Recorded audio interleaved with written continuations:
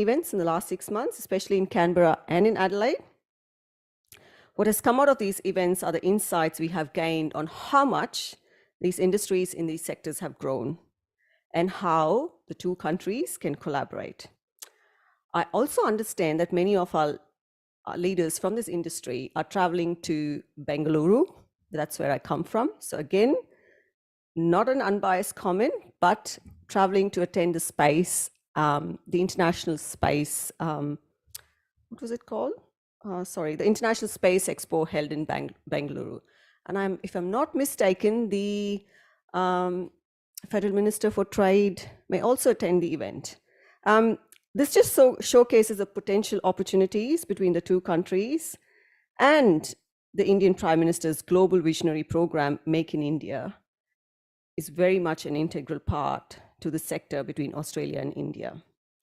So let's kick off by welcoming you all and our panelists and keynote speakers. And I'm not going to take your thunder away, Joe, but I know I'm the better looking one here.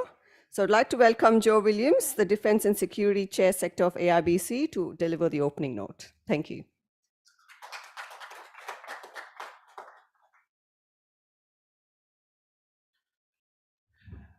Thanks, Deepa, for that. Indeed, I can't match the beauty, but I wouldn't call myself the beast as well. So just as an introduction, my name is Joe Williams, and I chair the Defence and Security chapter at AIIBS. I want to set a context of what the chapter is for and how we help the members who are interested in the defense and security. Now, when I say defense and security, it's just not defense and security, but including critical technologies and space as well. Given that we didn't want it to make it too big a name, so we just said defense and security. The objective of the chapter is multifold, and when I say multifold, is to bring focus to the defense industry community. Bilateral trade and growth in business, not only in Australia, but also overseas, the export market. Defense is a difficult business. Now, when I say most industries, sectors, most non-defense industry sectors have something called startups. Now, in the world of defense, they're called business. Why? Because businesses are run through passion, not from commercialization process. And they are not somebody who's looking to go to be listed and go public. They're looking at passion, delivery of that passion, and engagement through their vast experience in the industry. 99% of the people who are in the defense businesses are ex-defense people who have been working with the defense industry and providing solutions to defense. Very, very difficult for someone to enter the defense market. This is where the culmination happens with new technology. With the new technology emerging, that defense is looking not at the physical trucks and rockets and grenades and so on, but they're looking at how information can be used to tactically work through those processes.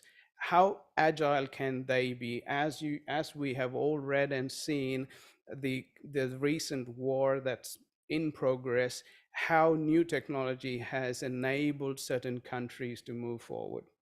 What does that mean for businesses is transformation. Can a company who is not in defense provide support and get access to defense projects, programs? Can that happen?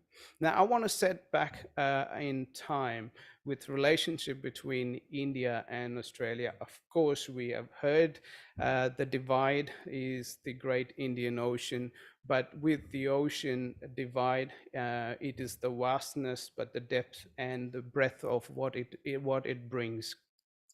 The distance is not the issue, it is how close we are at the hearts. And that is very important. And both the countries have acknowledged that process in place. Both have agreed to cooperate in the defense security and the space aspects. Now, Australian defense has, Australian industry, especially the space industry, has also got support and funding for Australian business to participate and work in projects within the Indian satellite research centers. What it means is a pathway for companies, organizations that are in Australia to take that slice of the space industry that is providing a platform for not just the Indian spaces, but also the global space. Now, if we look at who are ready to take something up into space, there are very few people. Very few countries has the capability. And of course, Australia is in the path to make that happen. As you know, as you are aware, that a few of the launches have happened locally here. Now, let me take that from Indian perspective. India is one of the largest defense procurer. That said, what does it mean for India and its indigenization process? The government has taken the path of Make in India, providing opportunities for local Indian defense manufacturers to be part of that growth strategy and make a statement there and to support them. The government made a policy change a couple of years ago. The policy change was seismic in its process. Why?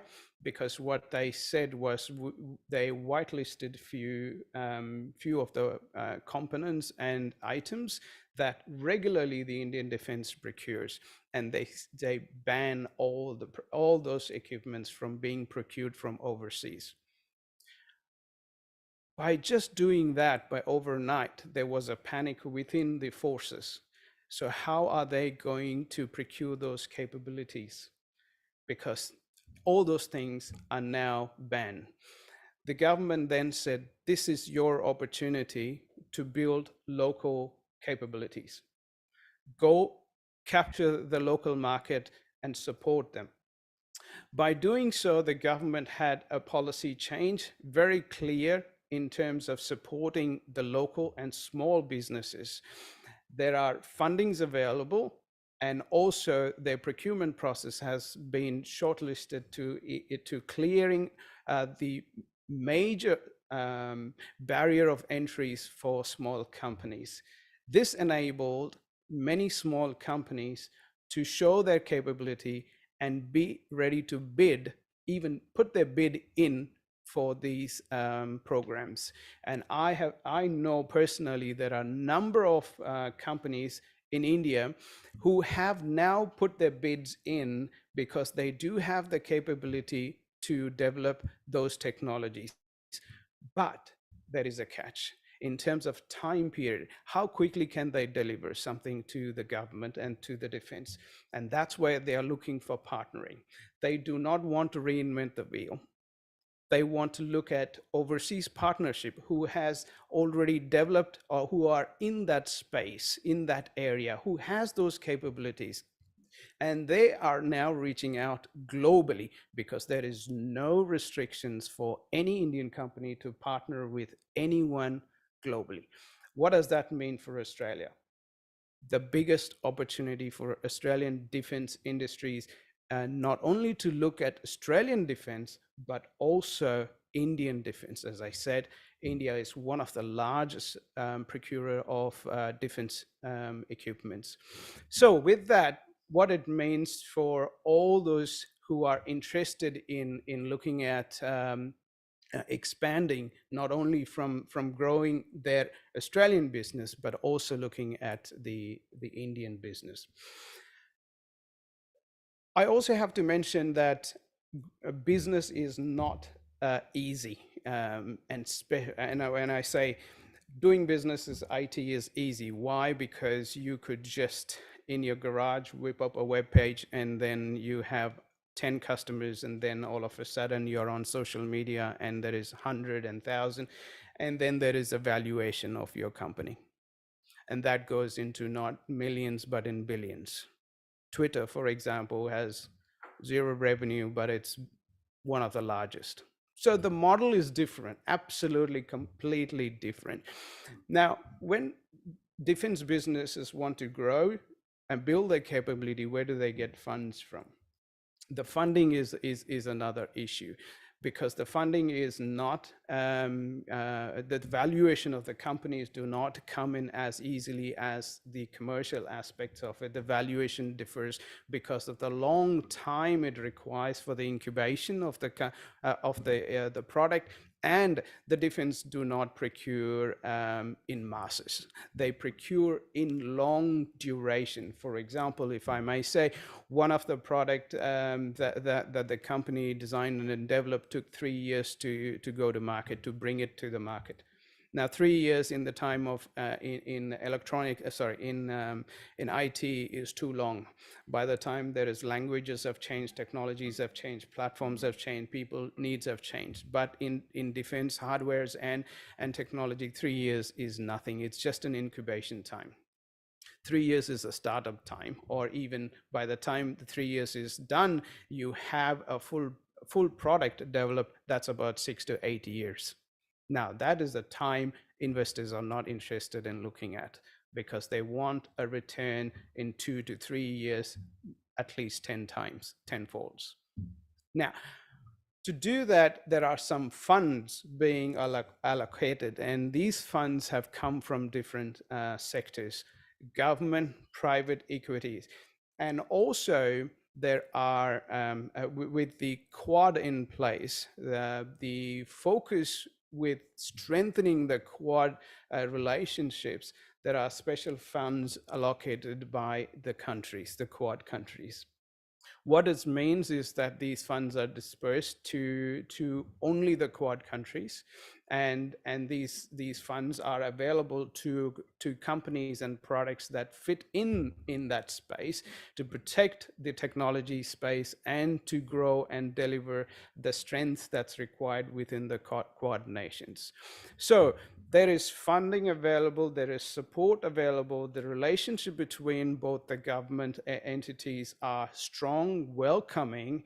It's the objective is to provide the platform and pathways for organizations to take that next step. At AIIBC Defense Chapter, that's what we are here for, to supporting organizations take that next step, not only do business with the Australian defense, but also look at overseas, look at the export market. Now, if I say, of course, there's New Zealand for you if anyone's interested in, but India is one of the largest. And I welcome anyone who's interested in understanding or needing support from that area. I'm happy to assist you, and there's a number of other members within the AIIBC who can support you from as well. It's just not from a defense perspective, but as a business perspective, because the business has 9 yards and it's not just one sector. So with that, I may pass on to our next speaker. And the next speaker that we have is Dr. Somnath. Now, Dr. Somnath is the chairman of ISRO, Indian Satellite Research Center. Now, NASA equivalent of Indian Space Research Center is ISRO. What ISRO has done from a space perspective has impacted the entire space industry to look at how could you do this in a different way.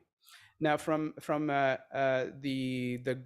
story of ISRO, now I would like to say that India by itself is more than 6,000 years old culture, but it's only 75 years old. Now, what I mean by that is only 75 years ago, we started being what we were. right? So it has taken 75 years. So you got to look at India from that kaleidoscope and say, this country is not 6,000 or 8,000 years old, but it's only 75 years old. And in 75 years old, what it has achieved. ISRO's one of the earliest satellite launches, the equipments were transported on push bikes. I have seen the photos. They were done push bikes and bullock carts. That was the technology, but that was a passion that we wanted to do in the space. We Indians wanted to prove themselves in that space. But today, it's one of the highest technology provider and ecosystem for the industry. What the government has done is taken the government aspect out of it and commercialized most of its productions. They've taken everything out, and let's hear from Dr. Somnath what he has to say about the space industry.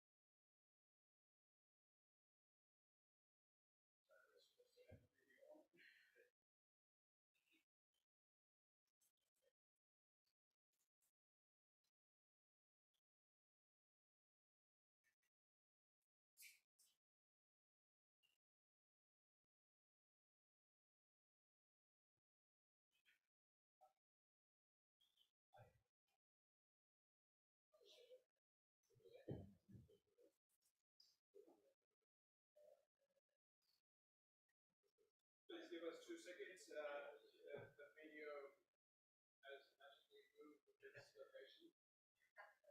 It's secret. It's in the space. We should be able to get it out. Thank you. Hello, my dear colleagues of the Australian Space Agency. I am very happy to be part of this program of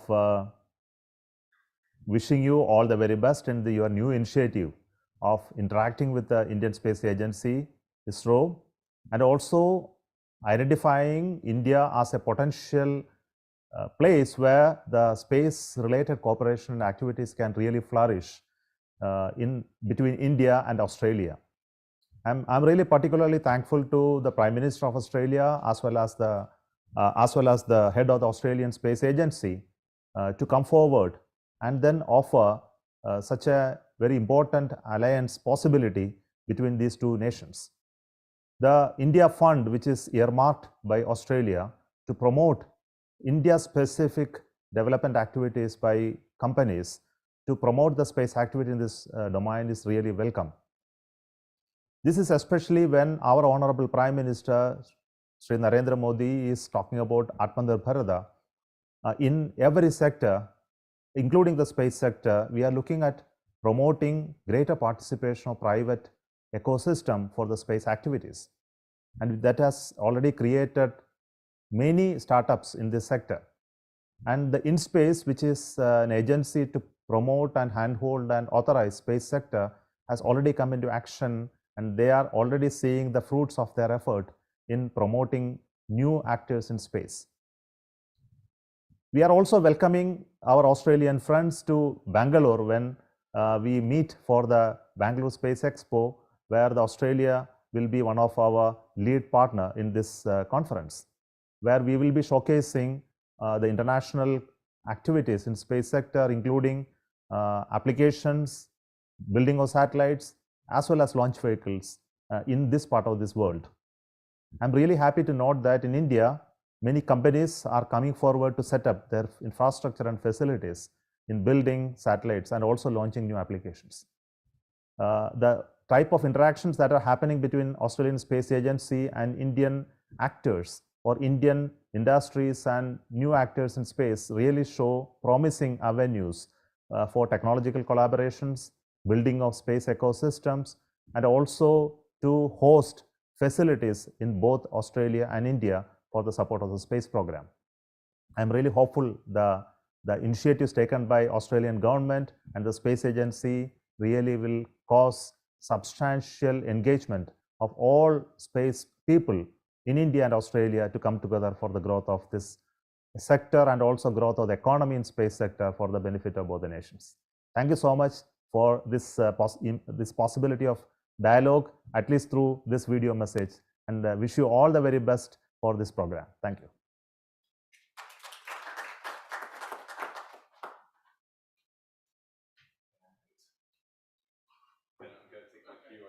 Thank you. Hello, everybody. My name is James Stewart. It gives me great pleasure to welcome you to the ancestral lands of the Gadigal people of the Eora Nation and pay my respects to their elders, past, present, and emerging. Thank you also to AIIBS for this opportunity to be with you. It is a great privilege and honor to be part of the celebrations of India's 75th anniversary. So thank you all for that. It gives me great pleasure to be joined by 4 very distinguished panelists. If you'd like to make your way up, we're going to have a fairly informal discussion today. It's going to be fairly fast paced. So if you could please hold questions at the end. My role is to be the traffic cop directing traffic. And if anyone goes on too long, I shall most definitely tell them so. So if you could please hold questions till the end. If you do have something you'd like to quiz these subject matter experts on, please put your hand up and I'll call on you just at the end. So we're going straight into it. I'm just going to ask you all, starting with Dan at the end there, if that's all right, to just take a moment to introduce yourselves and describe a little bit about what you do in the defense and space sector. Is it working? No? Should we try the other one? 1, 2, is that? There you go. Hi, Professor Dan Corbett, University of Sydney. I'm the Director of Defense Research for the university. My position is to look across all the faculties, including engineering, medicine, social sciences, all of them, and find interesting areas of research that can be applied to defense and to space and to aerospace. My background is in computer science myself. I was a consultant to DARPA in Washington, D.C. before I was at the university. For about 17 years, I was with DARPA. And before that, University of South Australia. Super. Thanks, Dan. Go for it, Ben. Hey everyone, my name is Bohan Dane. I'm the CEO and co-founder of Aerospace. We are a startup based in Sydney, Australia, and we're building small robotic arms to enable satellites to perform on-orbit servicing, assembly, and manufacturing. Background was in aerospace engineering, also in UNSW. And yeah, look forward to talking to you about the things we're working on, as well as explore opportunities through the Indian ecosystem. Hi, everyone. Testing, 1, 2, yep. Hi, everyone. My name's Troy McCann. I'm the founder and CEO of Moonshot. Also, we've got some cameras here, but there's a secret company that I've been building for the last year or so as well that not many people know about, called Nebula. I'm sure we'll slightly touch on that today. But Moonshot, so I'm an electronics engineer. For the last few years, I've been building an investment fund led by space pioneers from across the world. Got about 60 or so at the moment. We've made 10 investments, small amounts of money to help grow sort of that very early stage of space startups across the globe, worth over $10.3 million today. The market cap of all those companies, 143 million. So we're really trying to grow these companies like Joe was just talking about. They're not software companies. They're not necessarily on the internet. Really hard to get investment into these kind of things today, but we know that they're really important and special. So Aerospace and Being Systems are 2 of our companies that we've been working with and we're pretty proud of. Yeah, I think it's going to be a great discussion today. Stuff. Hello everyone, my name is Kieran Blair. You've got my part-time job up on the screen there, but I'm the founder of Being Systems. We're a space test and evaluation company that provides microgravity using parabolic flights for testing and evaluation. So really the question that we're trying to answer is how do you affordably, rapidly, safely, and successfully move or develop technologies from the ground and take them into space? And the answer to that is a stepped engineering process effectively to get there. So one of those major steps is the development and testing in the space environments that these technologies will exist in. And microgravity or zero gravity is one of those environments. So our team at Being Systems are all defense members. Funnily enough, as Joe said, we'd like to go back into aerospace and defense. We're pilots, test pilots, engineers, aeronautical engineers, flight test engineers, working specifically within defense in testing evaluation of aerospace products. And we're bringing that experience over to this space and the aerospace industry as well. Super. So we'll go straight in. I'm going to call on Dan first. Sorry, Dan, to put you on the spot. Can you give us a sense of the level of activity in the defense tech ecosystem at the moment in Australia? How hot is it? Okay, well, that's a big question. Across Australia, it's a very big deal. At the university, what we're looking at right now is how to bring basic ideas up to a level to kind of catch the interest of either investors or government funding, defense funding.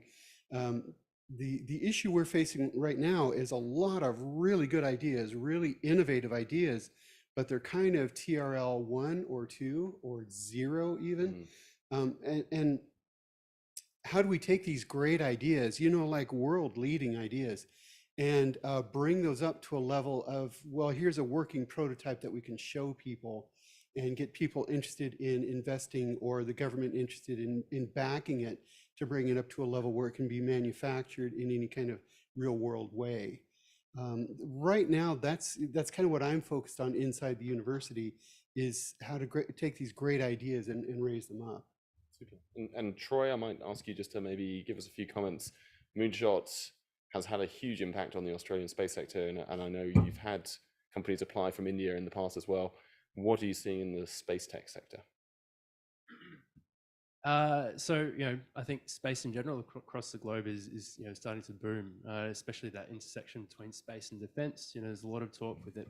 All countries around the world realizing that space is what we say is a warfighting domain now. Really comes back to sort of cyber and cybersecurity. A lot of our critical infrastructure is above our heads, in orbit. And now that we have this new access to it, now that it is cheaper, now that we've got all these amazing new technologies to help us get that infrastructure up there, we're able to now develop a new sort of generation of capabilities, both commercial and for defense. And there's sort of a increasingly blurred line as to what is outright commercial and what is actually something that can support defense from the civil side as well. So this is something that we're super excited by. Not just in Australia, but around the world. We've got a great little ecosystem sort of popping up here. And what I see and what we see, coming from India as well is absolutely fantastic. Especially, India has a lot more, I think, recent space heritage with the Indian Space Research Organisation. And so there's a huge potential for that bridge between Australia and India in particular. So I'm really looking forward to seeing what happens over the next few years as the relationship grows. Fantastic, thank you. All startups, all new projects, we all know need funding, they need capital. Bohan, I might go to you. Give us a sense, space tech's booming, venture capital's booming. How's the fundraising environment in Australia? Are you seeing investment coming from local funds, international funds, India? What's the story? It's a really good question. The VC world has been pretty decent in the past few years in Australia. And if you look up their headline investments, they have made several space tech investments, especially in the late 2010s in companies such as Gilmore Space, Fleet, Mariota. Since then, however, the general sense is that they've basically tapped out on their space allocation because, in general, they see themselves as mostly non-sophisticated investors within the aerospace realm.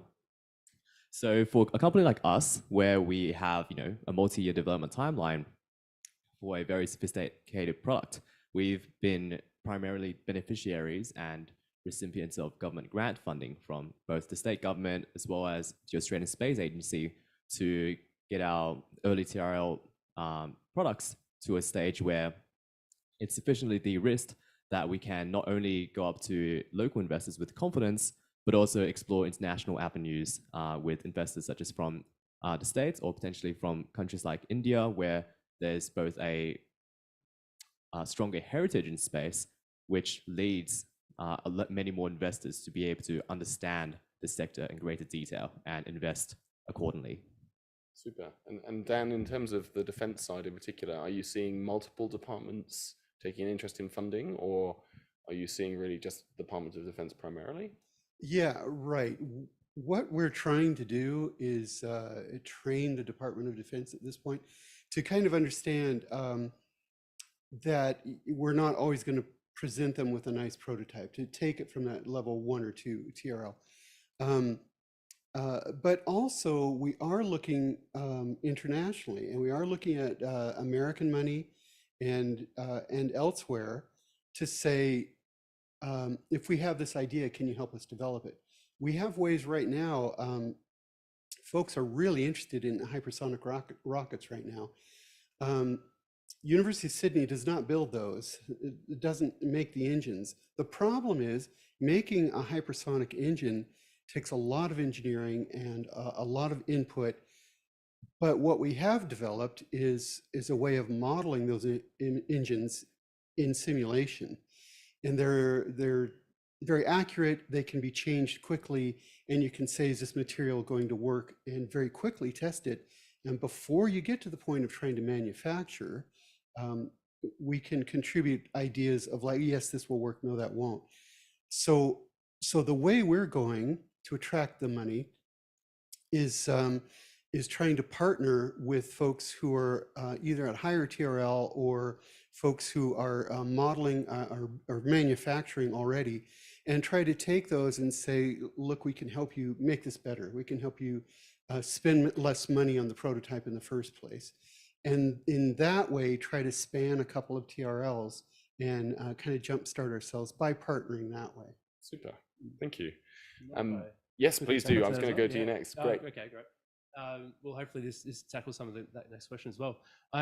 So I think, I mean, there's never a great time to have a pandemic, but I think it was particularly unfortunate when the pandemic did hit, and sort of what it's done to the economy over the last few years with regards to the markets, the economy, and investment in space and defense technologies. I think when you look at the stats of space tech investments in particular over the last decade, almost something like 95% of the investments have gone into launch and then satellites. And so while there's been this narrative, like I just spoke about space opening up new access and things like this, and that is true, most of your capital actually hasn't been allocated to some of those new, well, to pretty much any of those sort of new capabilities. It's very minimal still. So I think it's an interesting time today because a lot of the capabilities that have been getting funding, lots of R&D, long turnarounds to actually get to profitability, probably and are already starting to struggle a little bit. Pardon me, and may not get the capital that they need to continue before they reach that over the next few years. But there's an opportunity that arises from that, and I think that's some of these great opportunities where investors aren't educated enough today to say, okay, yep, this is something that could be something new. We feel comfortable to invest in it, but they might actually have commercial opportunities as well. So investors often say, well, space just inherently is highly capital intensive. But if you're asking for a couple of $1 million investment, they'll still prefer to make a $5 million investment in some sort of software, not realizing that literally the capital is lower for the space company. I think it's going to be sort of interesting over the next little while as more of these new opportunities come up. And the demand from the government sector, both on the civil side and defense side, is still increasing. So one of the things that we're seeing in the US in particular is a lot of VCs and private equity funds specifically related to defense technologies that's starting to propagate more around the rest of the world again. So we're sort of seeing a cultural shift in the private equity markets, which I think is a good thing. So yeah, watch this space. Super. Great stuff. I'm going to change topic slightly. Startups, there's no more effective engine of bringing new technologies into market, but it does depend on really great people. So I might start actually with Kieran here. How is the labour market for talent in Australia in space tech and defence? Can you get the people you need? Is there an opportunity to partner? What's your thoughts? Aerospace in Australia is very much, well, defence is one of the largest customers of aerospace and providers of aerospace in Australia, right? So all of our members are ex-defence members as well. So we reap a benefit having an association there. But in terms of finding people, to be honest, isn't too much of our problem. It's finding technologies with people who know how to develop them. So, and that's part of the commercial market, but also part of a defence market, obviously. So I think Australia does have the ability to find the people it needs. I think there is a very sophisticated economy in India that has also a lot of aerospace and particularly space based skills and minds and knowledge that is extremely transferable across, that we are also looking at. It's how do you harness both of those systems at the same time towards a common goal. So finding people for us in terms of testing evaluation isn't so much a problem. It's finding the people to work with us to develop that technology, be it new or for defence or however they base their company. Sure. Troy, do you want to go next? Yeah, sure. I mean, this is a pretty hot topic in Australia at the moment. The Space Agency and the government's just doing a series of workshops specifically on the Australia's workforce for space and, and space defence related things. Sorry, I'm losing my voice already. One of the interesting sort of parts of this is, Australia, I don't know quite how it's going at the moment, but education as an export, we know that we get a lot of Indian, people coming over here to study, and that's really fantastic. At the same time, we also know that Indians, have a great space program, and so there's a lot of actual experience which we don't get here in Australia just yet. We'll get there. We've got a lot of great people graduating from our universities, and it's really hard to actually get that space related experience that we can say, yep, let's bring that into the workforce and really sort of leverage that to move forward. So again, I see some really interesting complementary sort of aspects to both of our economies here that we can sort of leverage. We know that we need to build up our workforce, our skilled workforce when it comes to space. And in India, there's a lot of great space programs. There's a lot of capital around. There's a lot of will to actually do great big things in space and to build new infrastructure and capabilities. And so I think one of the solutions to Australia's discussions that we're having at the moment is to increase those ties, which is what we're doing here today, I think. Great. Bohan? Yeah, I'd like to concur with a couple of things that Troy just mentioned, which is that Australia do produce a lot of fantastic talent from the universities. And in fact, that's sort of a big part of the strategy that we've had. I have two great senior engineers. However, the rest of the team, we've brought them on early and been training them up basically in space, because quite frankly, the labor market for space skills specifically is completely tapped out here. There's just not enough people. So if we're talking about specific opportunities with India, there are a lot of opportunities for Indians with space-specific experiences, whether that's in the private or public sector, to come here and utilize those skills and experience across a wide range of opportunities, companies, some government and non-government organizations.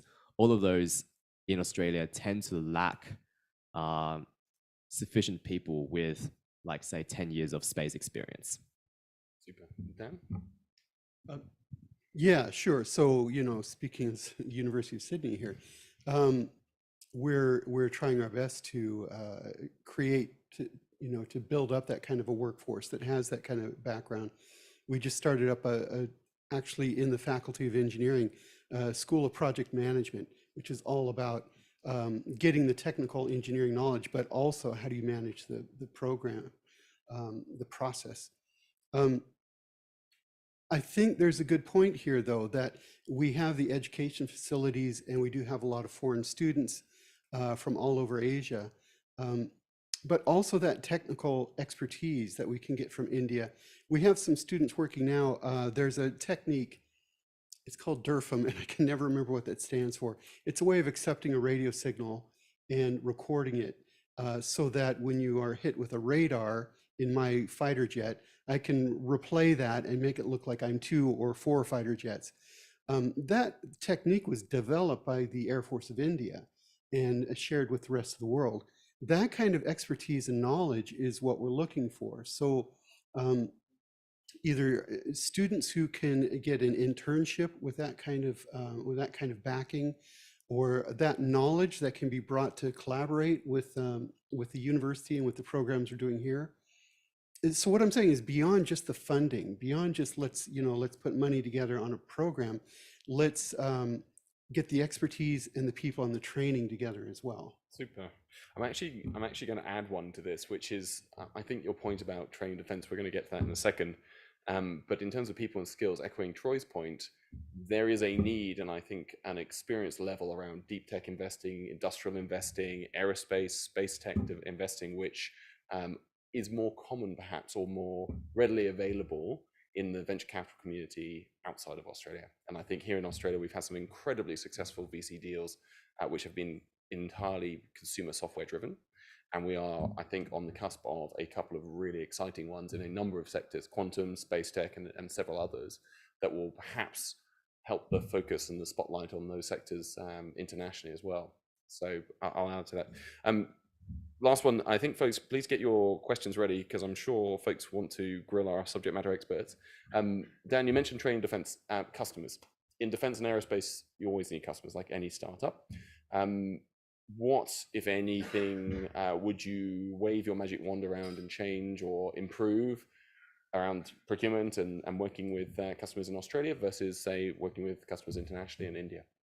Yeah, I think if really I could make this happen, if I could wave my magic wand, I'd like to see a program that takes a wacky idea from a professor at TRL1 and helps move that idea right up to mass manufacture TRL9. It takes several different partners, several different programs to move up a couple of TRLs, and then you switch to the next set of partners or the next set of funders.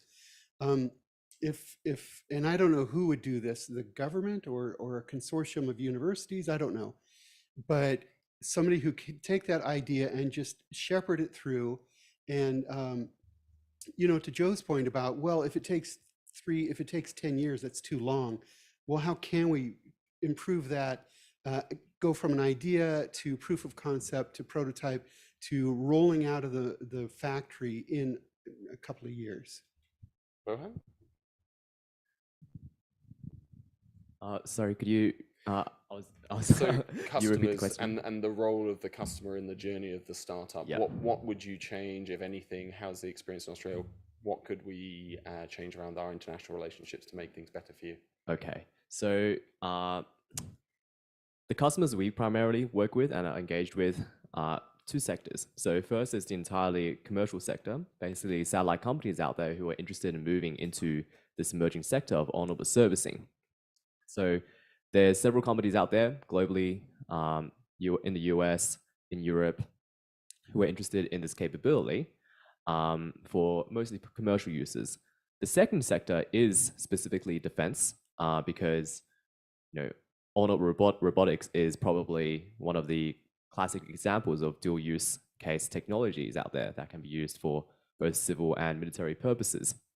So within Australia itself, we are engaging with the defense sector and departments, looking through and applying for some of the innovation programs that are available there. There is a small difficulty in the, I guess, the export control requirements that we do face for this sort of stuff in regards to exporting to other countries for products we specifically build for defense. And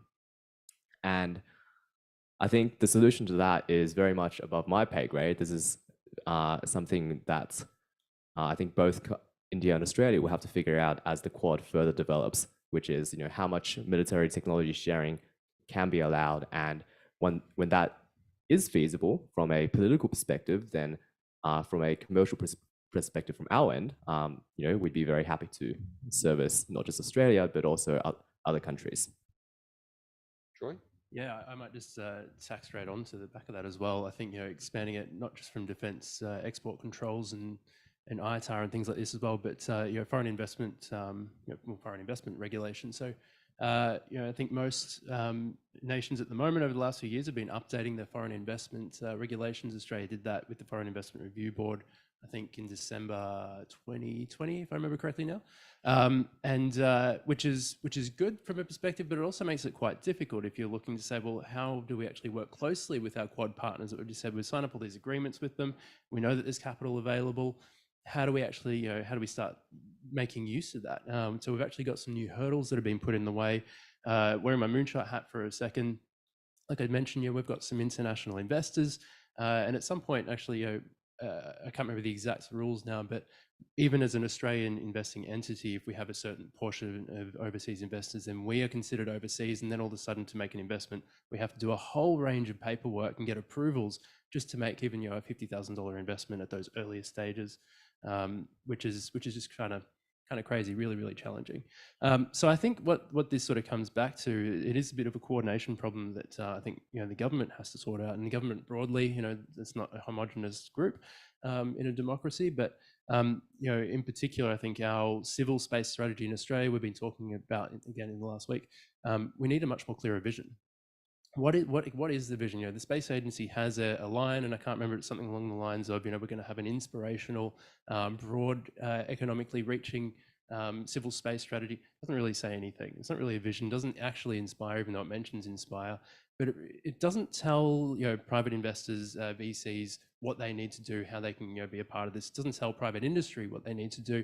And so it's actually causing a little bit of hesitation from what I see. Until we get that really, really clear, we can't really expect our partners like India to understand, well, how can they get involved as well? So I think we really need to be much more clear on what are we going to do in space and how we're going to bring that together, how are we actually going to make it inspiring, and how do we align that with what our partners are doing as well, again, so that we can all coordinate together naturally and organically. Great. Go for it. Yep. I want to answer your question slightly differently and focus on kind of 3 points. One is TRL. One is growth in business, from what Joe said previously. And the third one's on the tip of my tongue. TRL, growth in business, and call it defense. Oh, no, the word I'm looking for is customers. So defense is a great funder. Grants are great, but they don't create an economy of people buying things from each other, right? So that is a really powerful incentive, both to work across Australia and India and with defense. So focusing on TRL, for those who don't know what TRL is, it's technology readiness level, and it's a scale of how your technology works in particular environments, in space, operationally, developmentally, and you step up this ladder until such times as you are in space and operating. All technologies that NASA use, ISRO use need to step through that. They are also the products that you will sell to people. So how do you build products up the TRL levels such that you can sell them to people and create an economy? So that's TRL. Customers are the people who are going to buy those. Now, we focused on defense, but it's not just defense that are customers of these TRL technologies that are being built up. There are multiple people sitting on this panel who have technologies in space that can be sold to multiple people. So developing those technologies and collaborating across our countries is also a very good way to do that. As an example of how this is happening, so what we at Being Systems are trying to do with our parabolic aircraft at the moment is we are the ability to develop your TRL, your technology, through a space environment to get to, say, TRL-7, which is relevant in a relevant space environment you've tested and qualified, right? That's a stepped process. So customers-wise, we want to work with India. We want to work with the customers in India to provide the service that we have both here for Australian customers using Indian knowledge, and also in India using our technology for their customers. So what we are able to do is have a pathway of TRL development from Australia using India's customers in India for Australian customers as well. So to work with defense, that is a very good pathway just to develop companies that create technologies through TRL that then can sell those products and services onto the industry and create that economy going. Great.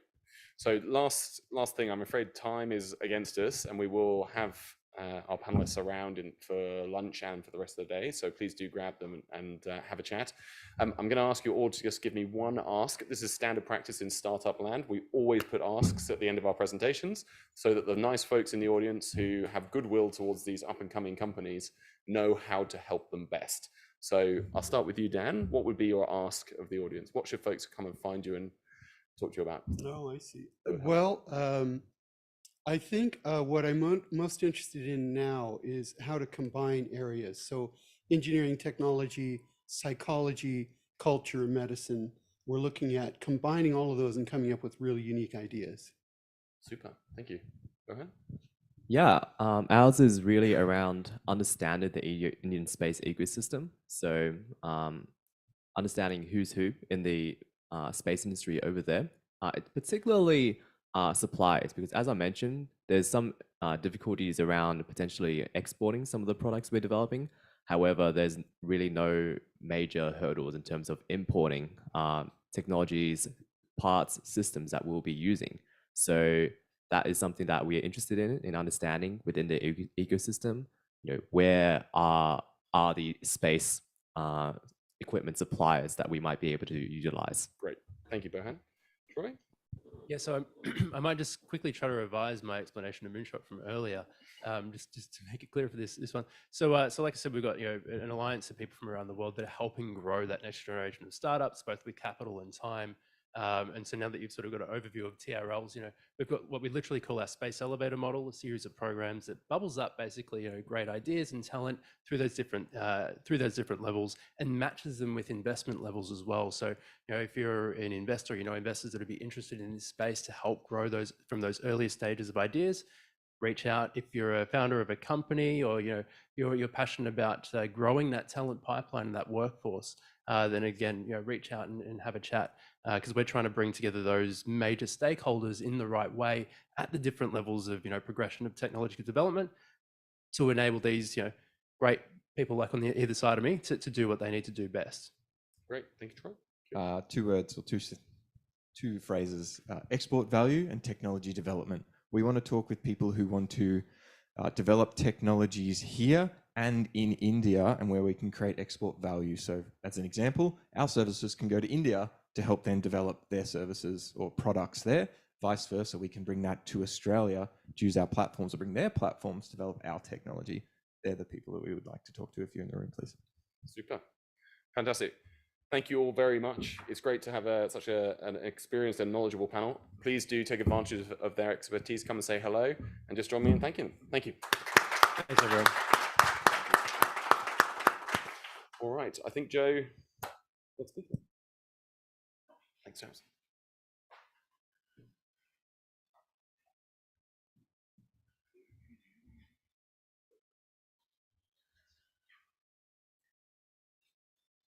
So thank you very much for that wonderful discussion and insight into the companies and their need. And I love that last question of ask, because that exactly what drives what else the conversation is. And in fact, in the question and answer session, I would have asked the question as well, and it says, what keeps you as a business burn your midnight oil? What keeps you awake the nights? Because it's what's now, not what was, what will be, but what's now.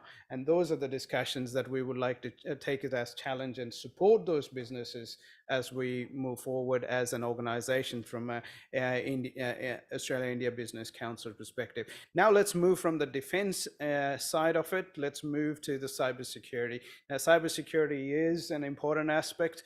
We have to be secure. If you're using your phone, if you're buying online, Woolworth, everybody knows what you're buying. Everybody will know how many wines you bought. All right.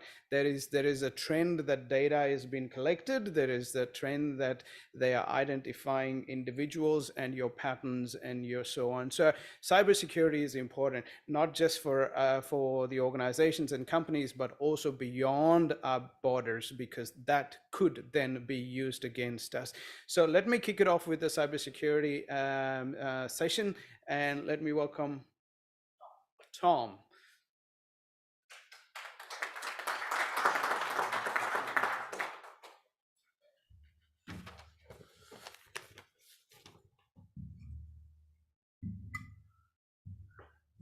Good afternoon.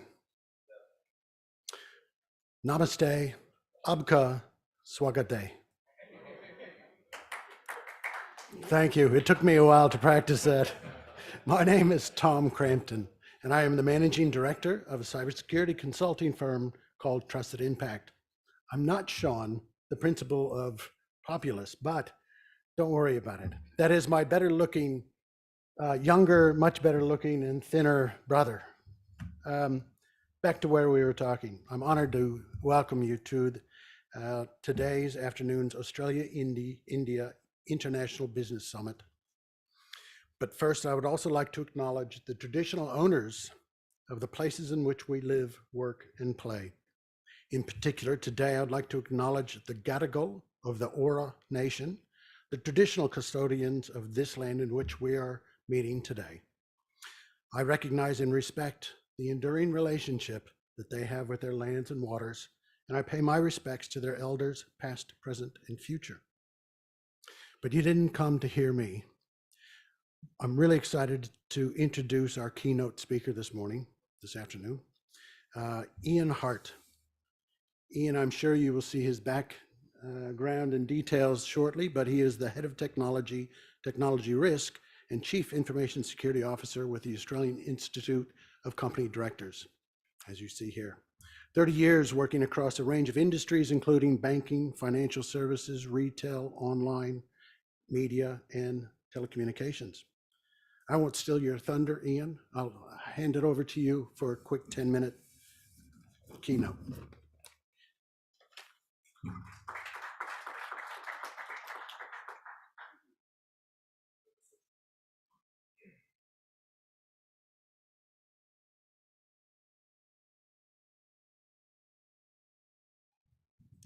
Thank you. You made me sound much more impressive than I really am.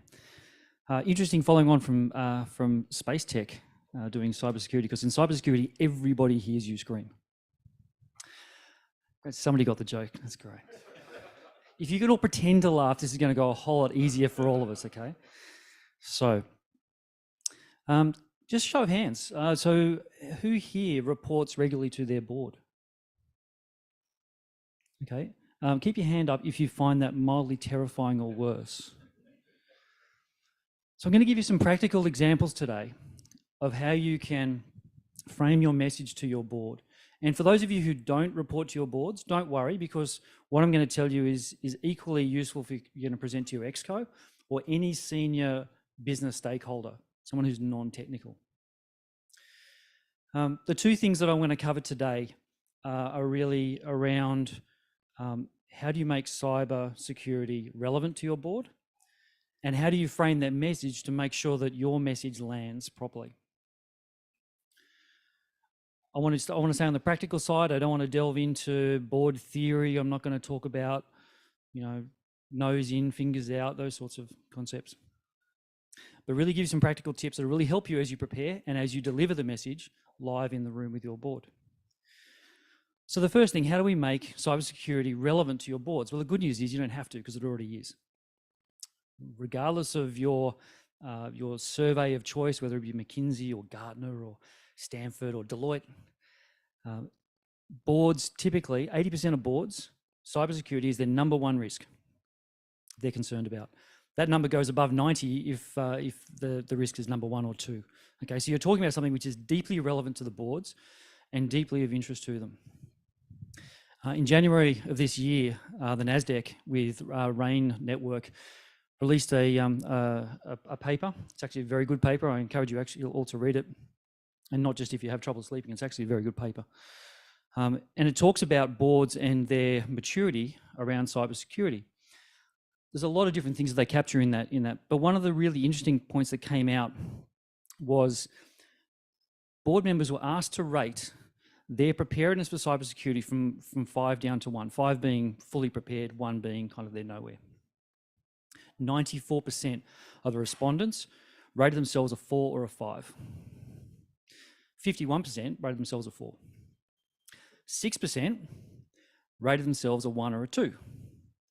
So to their credit, no one sat on the fence. No one scored a 3. At the same time, they were asked, how many of them could tell whether they had had a data breach in the last 12 months? 58% of them could not tell whether they had had a data breach in the last 12 months. So the level of confidence doesn't really match the level of knowledge, okay? And this is where the problem lies. It's up to us as cyber professionals and technology professionals to educate our boards and bring them along the journey. 69% of boards would like to have more cyber awareness training. And this is where I think we get it wrong, because when we think about cyber awareness, and if you talk about cyber awareness training in your organizations, we often think downwards. We often think in terms of my org chart. I want to make sure that everybody in my realm, all my business users that I see on the floor, they're all cyber vigilant and they're all prepared and all the rest of it. And that's all absolutely well and true. And we should do that. But we shouldn't ignore the fact that our excos and our boards also need to be cyber aware. They need to know what to do when something occurs. They need to know how we're going to respond to it. They need to know what role they're going to play in it. We did a really interesting exercise last October with our board. We had a ransomware simulation, desktop exercise, double extortion. So we said, well, our information's been encrypted and they've exfiltrated our information. What are the decisions that we need to make along that journey? Do we pay a ransom? Do we not? There's ethical questions, there's legal questions, there's all sorts of things that happen in that. It was a really useful exercise. Out of that, we came away with about 18 improvement actions that we've just about implemented now. We're about to go back with the board and do another kind of dress rehearsal to do it again. Now that we've got a new CEO coming in and we've got a couple of new chairs for some of our subcommittees. It's a way that you can have a richer conversation with your board than just the quarterly turn up with a 5-page document and get your 10 minutes in front of them. And I'd encourage you to kind of put that forward, because I think it's an area that we often miss in organizations. We don't have our senior executives who need to make those decisions, need to be prepared to make those decisions. We don't have them prepared to do it. But the primary way that you're going to interact with your board is through your board papers. So let's have a chat about that.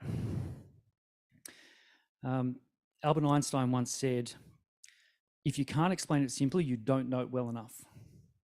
Now, I'm guessing if you've ever presented to a board or even to an exco, you've been counseled to keep the message simple, keep your papers short. Don't use 2 words where one will do, use short sentences, avoid jargon, all of those sorts of things. And that's all well and good, and you should do that, because all the board members have to read every paper that's put in front of them. And typically they read every paper twice. So all of that's really useful. They don't have a lot of time to waste on flowery language, but there's some deeper nuances that we need to go into in that. The first thing to understand is that board members think differently to management. They think differently to us.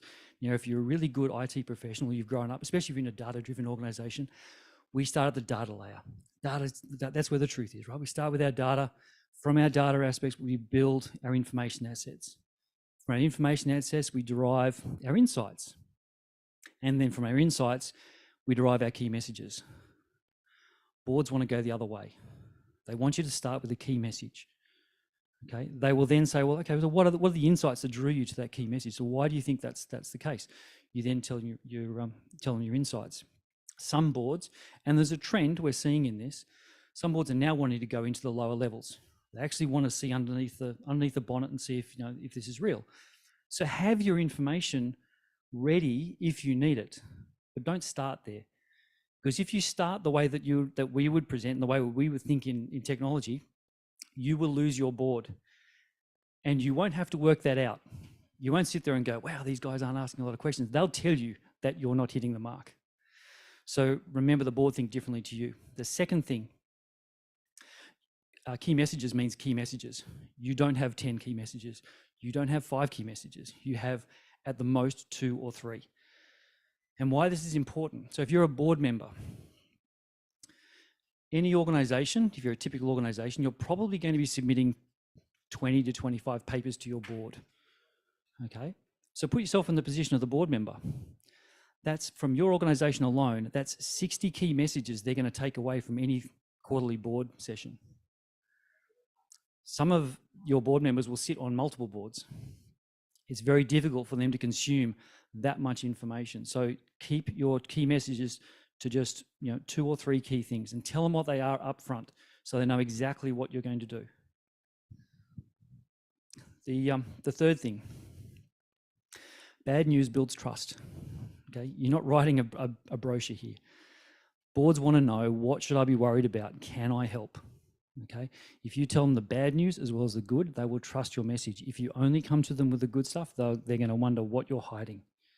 And they will not trust you, and they will let you know they don't trust you. Bad news builds trust. And the last thing that I think is really important,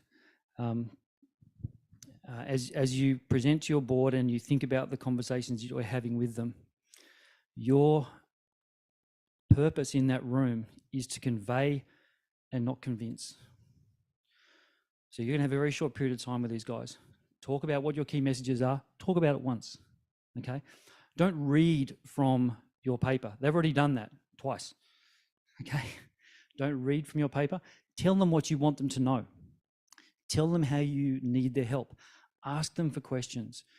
When you build a really strong relationship with your board, and you can tell if you've got their trust, your board meetings will be less about you giving them the information and will be more about conversation. It takes time to get there. It's taken me, I've presented to boards at Macquarie Bank, at ANZ, now at the AICD, before that, the CBA. All boards are a little bit different. There's no kind of one size fits all. But if you adhere to the thinking that boards think differently, start from the top down, don't bury the lead, if I can use a journalistic term, don't bury the lead in the story. Okay, come up with what you want to tell them straight up front so they know exactly what topic you're going to be talking about. Keep your messages, keep your key messages to 2 or 3.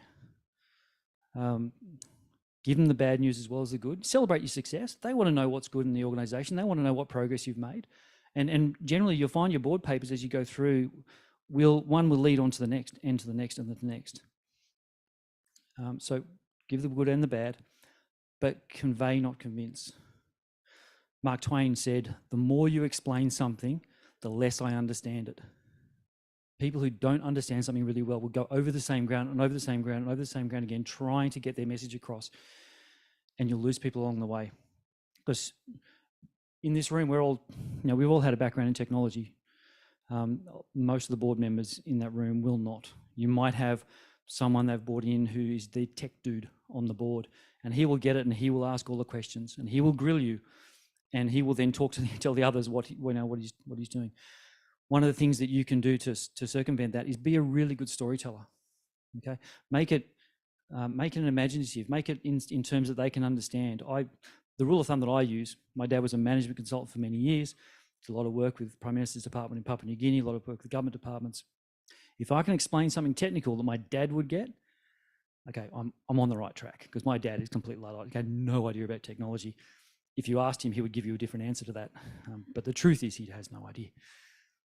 So my key message to you today is the boards think differently to you. Remember that, and that will help you land your message. Build a conversation with your board, okay?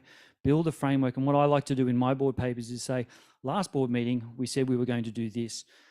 In this paper, I'm telling you that we've done that, and now we're on to the next step, which is this.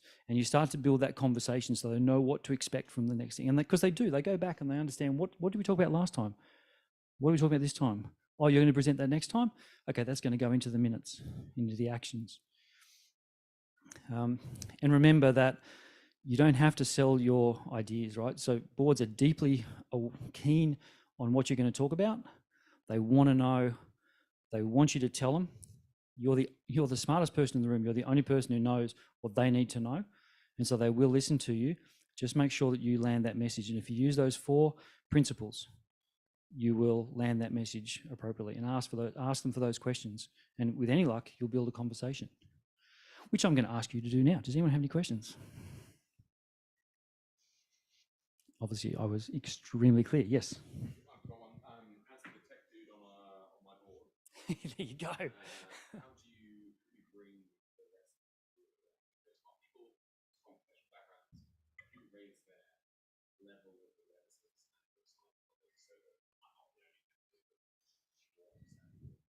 Yeah, look, the really great thing about being on a board is that the board meeting is not the only chance you get to interact with the customer. You can have a meeting, I have a meeting with the chairs of the committees that I present to and the boards before I actually go into the room. And I know what are the key things that they really want me to hit in that meeting, because they've talked to their colleagues about what they want to raise. You can kind of be the advocate. If you were sitting there and saying, you know what, if we had some cyber awareness training on this board, that would be really helpful. Talk to your management about what could you provide in that. You can then help sell that to just get it into people's minds and say, guys, you know what?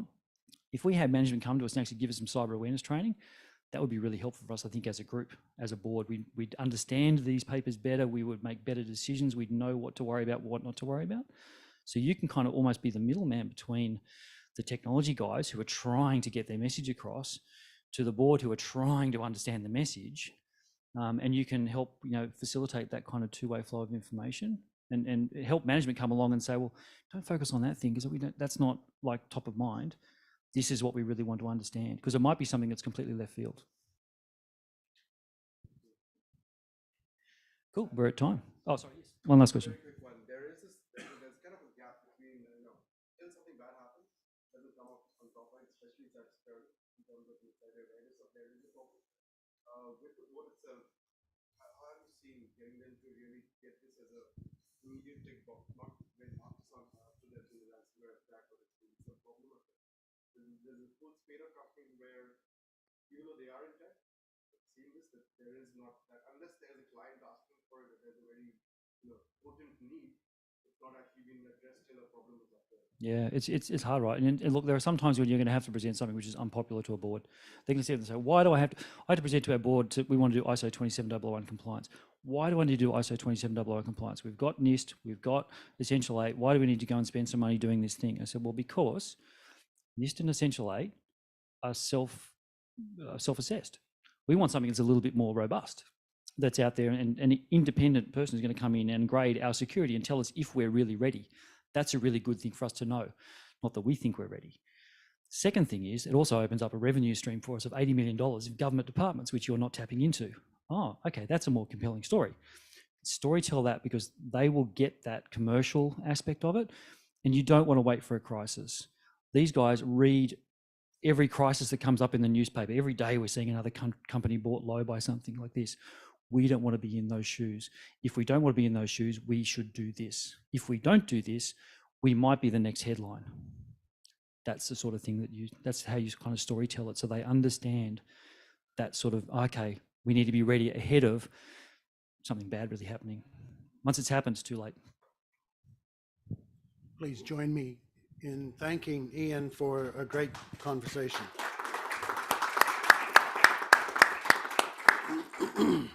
Okay, we've got a couple of short little events happening in succession. The first should be really interesting. Sarani is going to share with us what is a really just a fantastic idea, because it's about a female-oriented incubator across India and Australia. And if there's a challenge that we have in technology, in particular cyber, it's the ability to get more diversity. So I'll hand it over to Sarani to help us with that.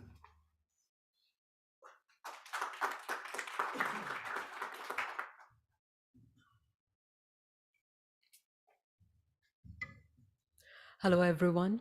And thank you, Tom, for that introduction. And thank you to everyone for being here today and joining us for this wonderful Australia-India International Business Summit. So I will be talking about something that we've been doing at InQ Innovation Global. It's a partnership between InQ Innovation Global, which is headquartered in Sydney at the moment, and partnership with WeHub, Government of Telangana in India. So we've partnered with them to come up with the Australia-India Bilateral Cyber and Critical Technology Market Access and Business Pathways Program. It's basically like an ecosystem that we've created for women-led startups in this space. So one of the things that the CEO of WeHub, Government of Telangana initiative, Deepti Ravula, she kind of pointed out was that since more than a decade, women-led startups, especially tech startups, have faced critical challenges in not just securing support, um, I mean, mentorship and all of that. We do a lot of mentorship and support, I think, in this space, but the financial impetus to sort of foray in international markets.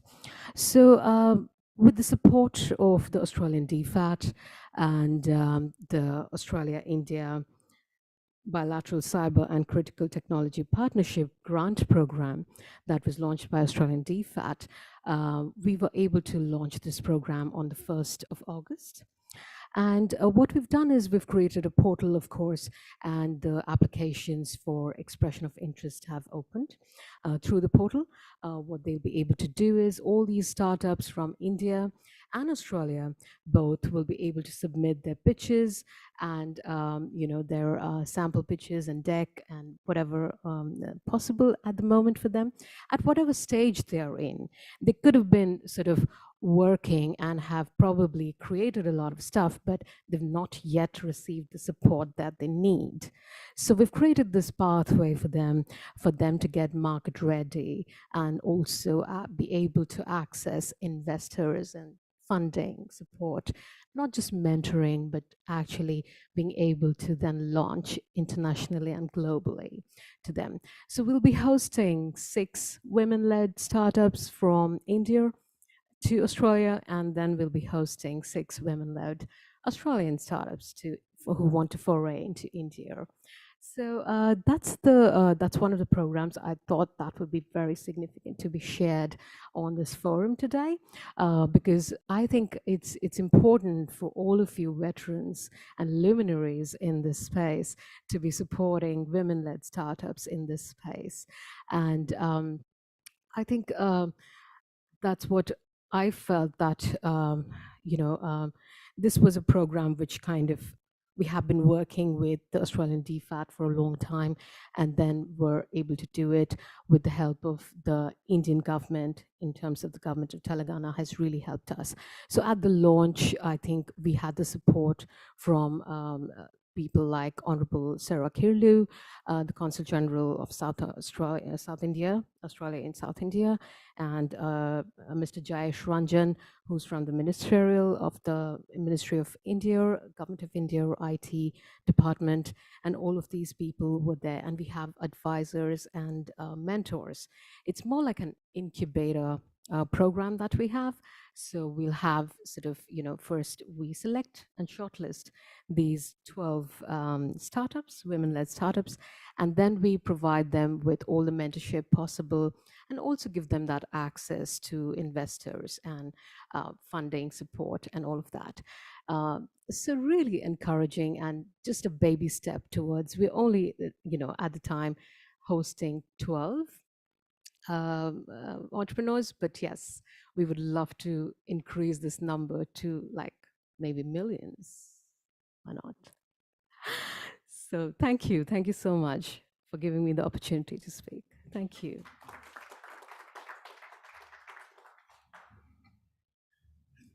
That's a very impressive initiative. Thank you, Saroni.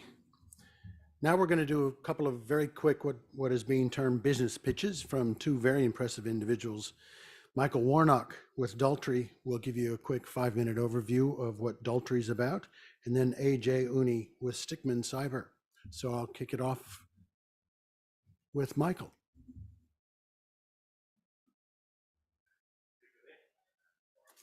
Do you want this or do you want that? Okay.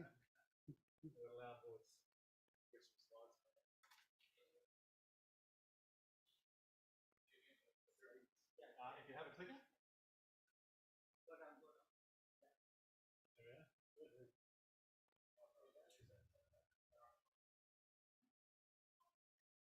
So Tom introduced me as Michael Warnock. I know who I am. You know who I am. How do you know I am? Take that one. I need a microphone. How's that? We start again? Yeah. Okay, all right. Tom introduced me as Michael Warnock. I know who I am. Do you know who I am? How do you know I am who I said I am? Sounds like something Dr. Seuss would have written. When he wrote these words, I'm sure he wasn't thinking about digital identity in the year 2022. But what they do highlight is that we all have a unique attribute. Our face, our finger, our eyes, they're all unique to us. There's no one out there who's newer than you. So how do those unique attributes that we all have allow us to present a digital identity to get access to the products and services we need to in a post-COVID world? So I'm Michael Warnock. I'm the Commercial Director for Daltrey. We're a Sydney headquartered cyber company. We've been in business for around 3 years. We've built out a team now of about 45 biometric digital identity specialists. We believe to be the largest group of that type here in Australia. What we're addressing today is this notion of hackers don't hack in anymore, they log in. So how does an organization allow its customers, its staff, its third-party suppliers to get access to the company's critical assets, the applications, etc., to allow them to be able to do their work? We believe the only way that you can guarantee who is at the end of a computer is using a biometric representation of that person. So a facial verification as an example of that. Historically, MFA, username, password, one-time PIN, has been the mechanism that organisations have used to prove who somebody is. Unfortunately, through credential theft, misuse, etc., 60 to 70% of all cybercrime still emanates from weak or stolen credentials. So that is the proposition that we bring to market. We can take away identity-defined risk from the organisation's risk register, as Ian talked about. So we've created the first of its type platform, a single identity that allows you not only to prove who you are when logging into a network, but actually turning up at a physical building to prove who you are to get access into that environment. The technology is deployed now in high security federal government within the Home Affairs portfolio. Sydney Airport are rolling out the technology as well, just to give you an example of some of the use cases and clients that we're bringing on board. The last 3 years have been pretty crazy for us. As I mentioned, we're a team of about 40 now. Customer acquisition, technology alliances with the likes of Microsoft and ForgeRock. We are now the first cybersecurity company in Australia to attain B Corp certification. We attained that about 2 weeks ago. So for those of you who are familiar with B Corp means, we're really proud about that achievement as well. So as I said, what are we talking about? Everyone's on a journey towards zero trust. How do I prove the person coming into my business is who they say they are? That's the challenge that we address. The cyber threat not only comes from your staff, it now emanates to customers and also to third-party suppliers as well. I'd say one of the biggest risks to business right now is actually those third parties who are coming into your business to allow you to operate and do what you do. So if you aren't thinking about third-party supplier risk, I suggest you have a think about that. Augmented a little bit differently, but what have we done? So we've created a digital identity. There's two elements to what the Daltrey platform is. The first is a biometric representation of an individual face, finger, or iris biometric templates. We then have created a middleware platform that allows that technology to integrate on top of the existing ecosystem. So we're not about a rip and replace, we can actually step up the security controls. So we plug natively into Microsoft, we plug natively into ForgeRock, we plug natively into building access control systems like Gallagher and Honeywell. What we're about is giving you the guarantee of assurance who's coming into your environment. We focus across a couple of key areas, enterprise, government, and rapidly emerging into citizen and consumer identity, with particularly around government initiatives to provide ongoing access to government services, etc. Built to standards, Ian talked about these. Absolutely, we see ourselves as a cybersecurity company who has a digital identity platform, so we've adopted a number of those controls and systems. We're very much standards-led around how we control the use of biometrics. Happy to unpack those over lunch in a bit more detail. For us, really what we're about, again, is giving the assurance to the organisation who's logging into their network. And again, as I touched on earlier, we believe the only way you can prove that is through a biometric. That's Daltrey. Thank you.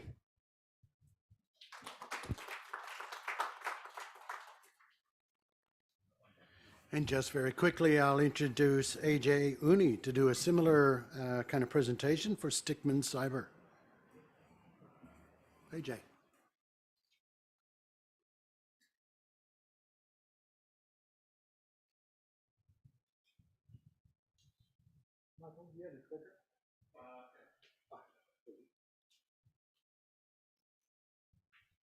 Good afternoon, everyone. I'm Ajay Oni. I'm the founder and CEO of Stickman Cyber. We've been around for 16 plus years now, and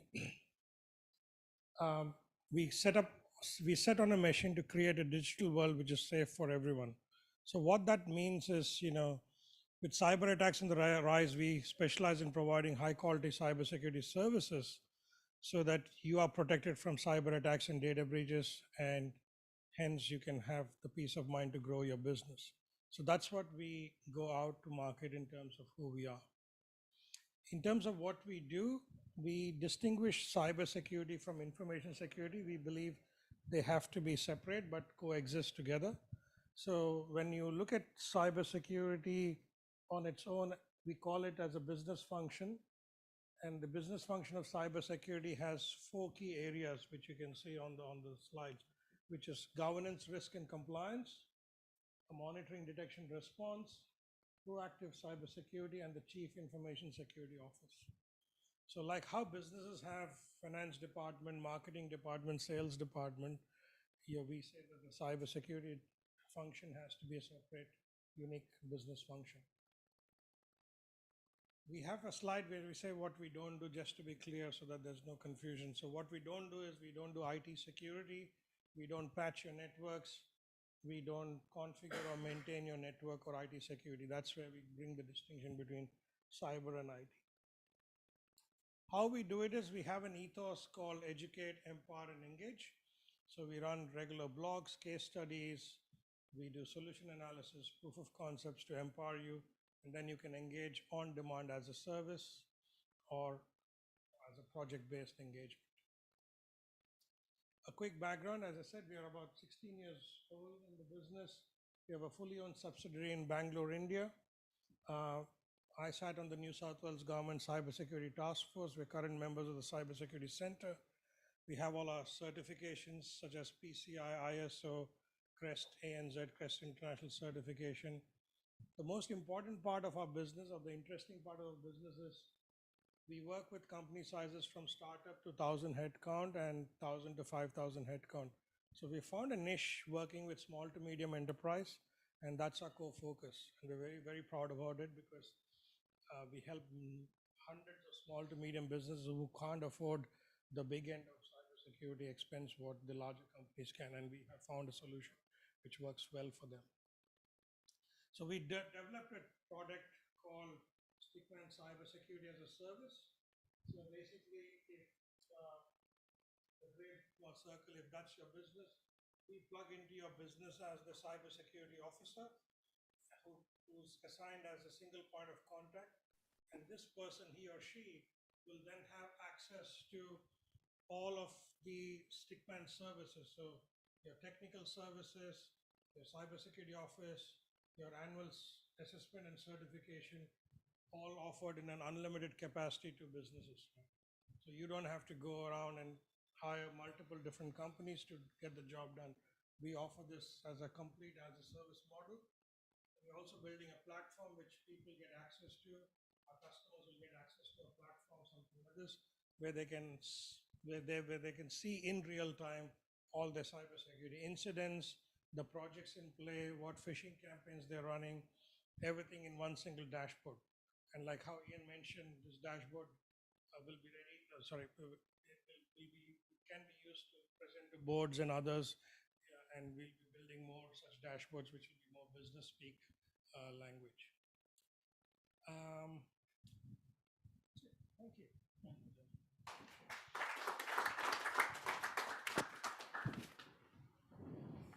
Thanks, Ajay. I think overall, let's just, if you can join me in thanking both Michael and AJ for very, very good, concise, brilliant presentations on the organizations. Thank you. We're going to shift gears now and get a really interesting conversation going, hopefully. I haven't had the chance yet to introduce Simona Domovsky, sorry if I pronounced that incorrectly, who is this CIO and Chief Information Security Officer for Genworth. And she will be joining Michael, AJ, and also Ian in a panel conversation to really cover some hopefully very good topics. So please join us.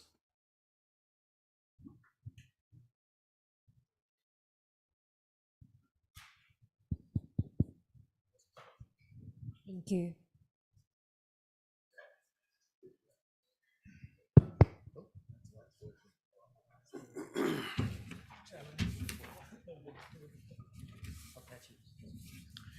So this is really meant to be an interactive conversation, so please feel free to raise your hand if you have any particular questions for anyone.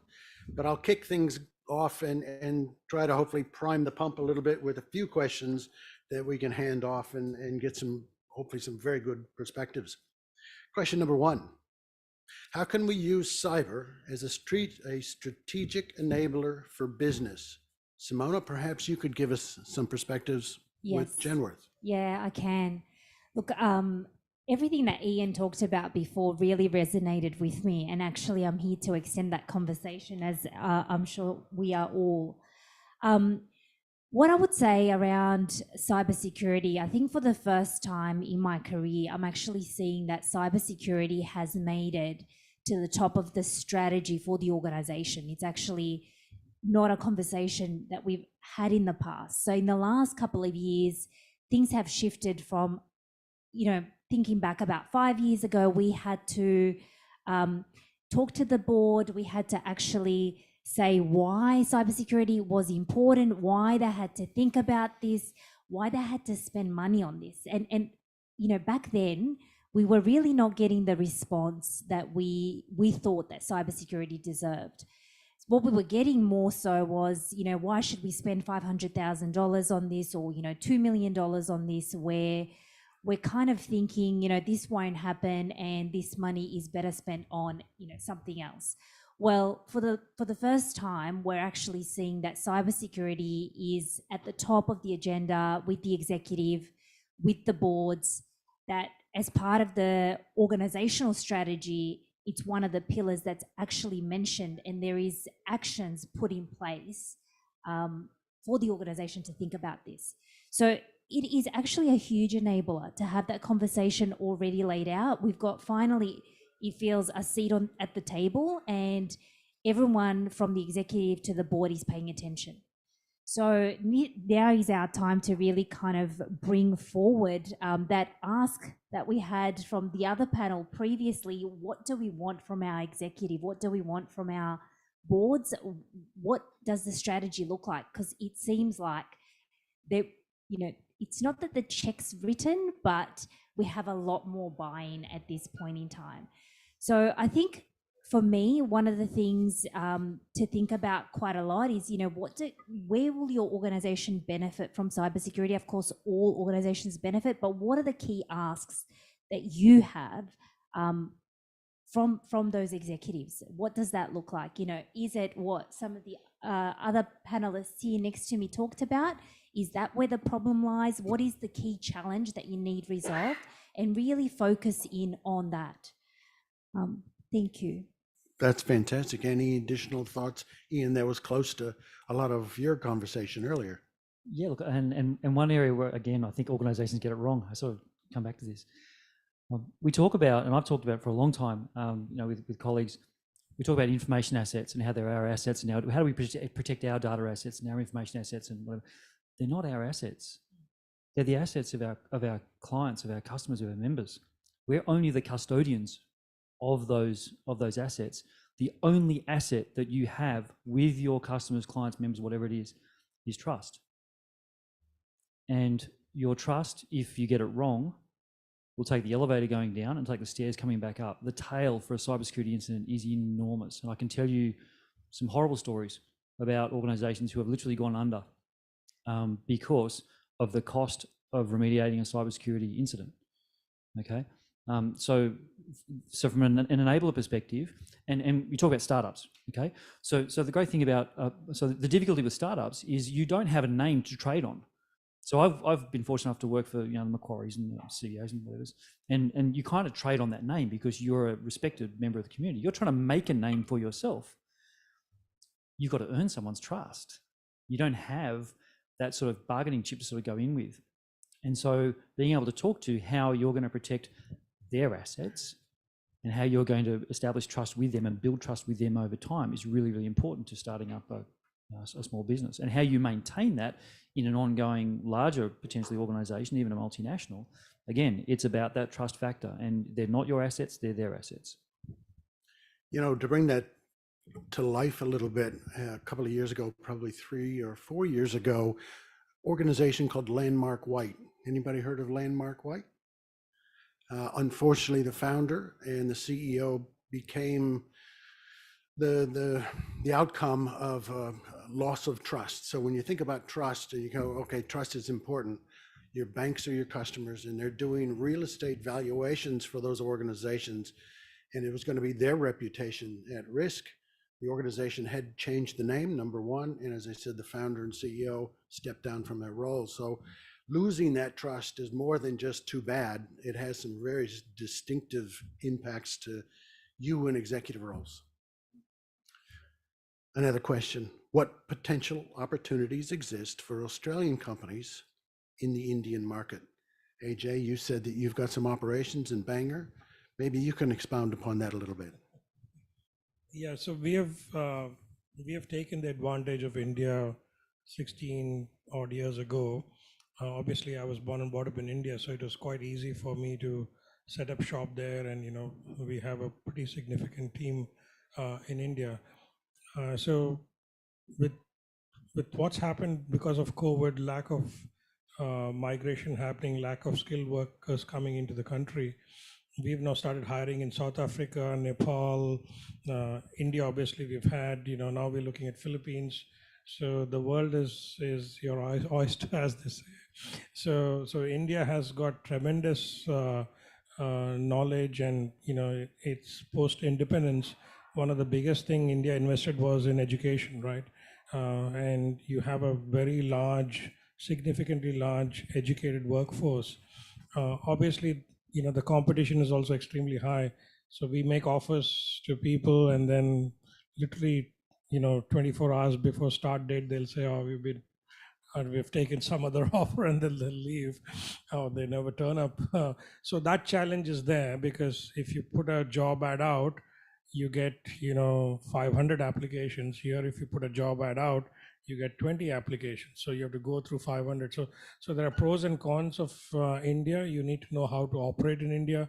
You need to know how to attract talent and retain talent in India.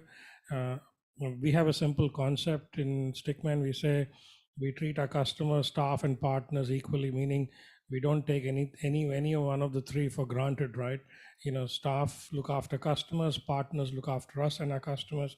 So that entire ecosystem has to coexist, and we respect each other's space. So there's significant opportunity for Australian companies to use India as a resource center, either in India or from India, bringing people in to be able to work here onshore. I'm quite disappointed with the government at the moment with delays in visa processes. We've had 2 applications just for a short-term business visa for 6 months. We have already now 3 months, 4 months past, still no outcome. So it's quite frustrating for an established, reputed company.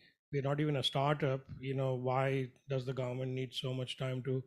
So that's something I'm voicing out quite loudly, because that's not acceptable. That kind of we know we don't have skilled workforce, and then they put so many stops and checks and balances, just to get a couple of people in. So that's it from me. I think it's interesting you talk about the competition thing. So when you go to India, they set up cyber cities, with a collection of massive buildings, and on every building you look up, there's every Fortune 500 organization has signage on those buildings to accept the next role. They literally catch a different lift the next day. Like, it's that simple for them to move jobs.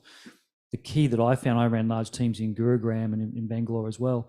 The key for me was making them part of the success, making sure they were connected to the success. It wasn't just that they were a body shop or they were staff augmentation, which is a nice way of saying a body shop. It was that they were actually trusted partners, and they were delivering with us, with our teams. Okay, let's shift one more question. What are the true costs of a data breach? And what does sound cyber defense look like, particularly in a digital world? Michael, could you kick things off? Depending on what report you read, it can be anything from $100 to many millions of dollars. As we've touched on, the critical outcome here is loss of trust. The irrevocable damage that a cyber breach can do to your brand, the flow-on effects with regulatory compliance, obligations on boards and management, the career limitations it can provide. There are a raft of challenges here.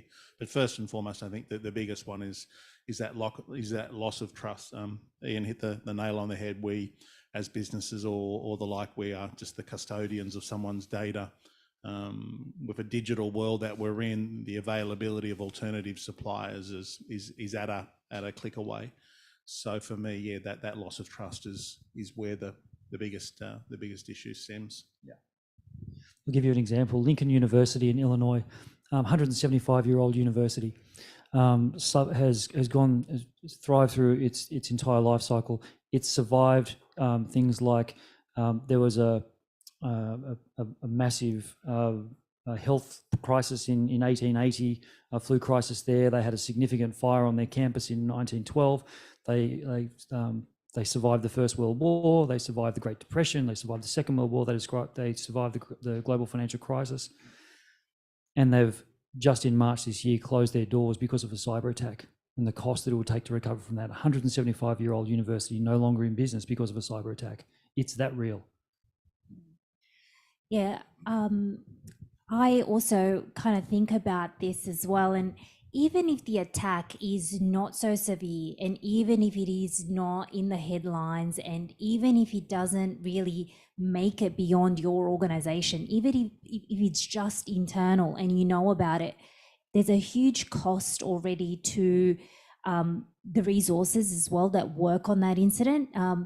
It's one of the insights that I've had at how burnt out people get when they have to work through some of these incidents internally. And there's a huge cost to employee morale. Talent gets impacted. If you have to shut down your systems for whatever reason, like I said, even if it doesn't make the headlines, there's a huge impact internally to possibly revenue, to possibly how you manage without those particular systems. How do you even get from A to B to C internally within your organization with some of those key systems being up and active while they're being while the cybersecurity incident is being investigated. So I've had the opportunity to be part of something like this and a number of also desktop exercises like Ian talked about, and it's just really kind of eye-opening when you sit down and really think this through, and especially when you take your executive through it or your board as well. So the impacts can be quite huge, and the costs of an incident or even a near incident can be quite huge as well, even before it makes it into the public topics and the news. Yeah, I would like to add to that. I think when we go to boards and the bean counters, the CFO, and ask for money, we can't just use trust or loss of trust as. So ultimately, it's all about return on investment, or how are you going to protect? What's the value to the business? So we use. You should go check out Foreman Institute.